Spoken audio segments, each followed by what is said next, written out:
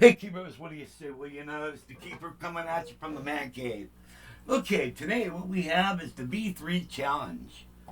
And what we got going on is we have a VR09B and a 1962 B3. Okay, now what I got going on is I have a 145 Leslie, which is over there. It's a customized Leslie. It's got a 300-watt Bogan amp in it. Original blue label Jensen driver in the top, and but it has a 15-inch SRO Electro Voice speaker in the bottom. All right. Then over here, what I got going on is you can see here is I have a small Behringer mixer. All right. Now the first channel has tonal controls on it, and the rest of the channels don't. So in order to get both keyboards through the first channel, I'm using an AV switch, all right, which I have hooked up, all right, and so if I hit this button, it's going to either be the B3 or the VR09. So that way I could keep everything going through the same channel, all right. Now on the VR09, I wrote a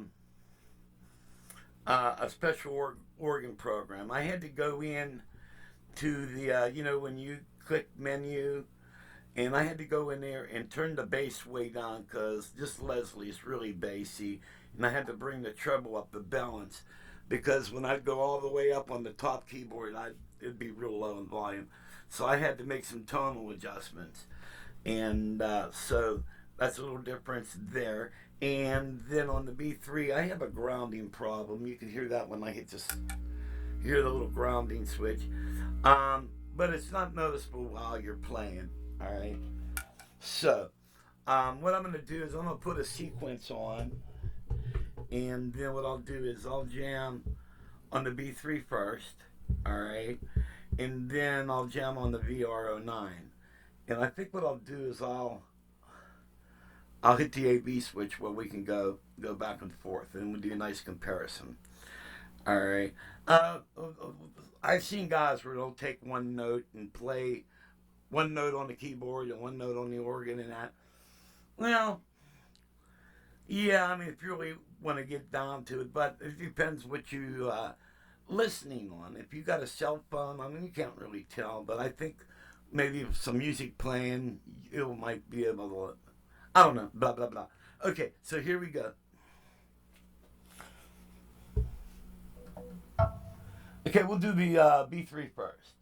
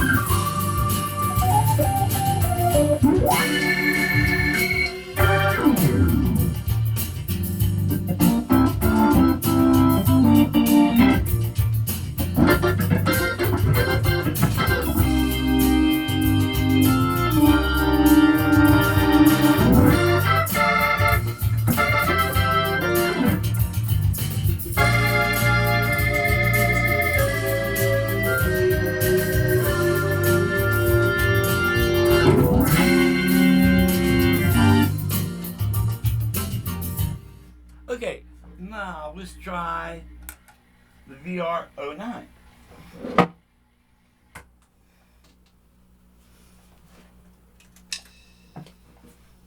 Up button.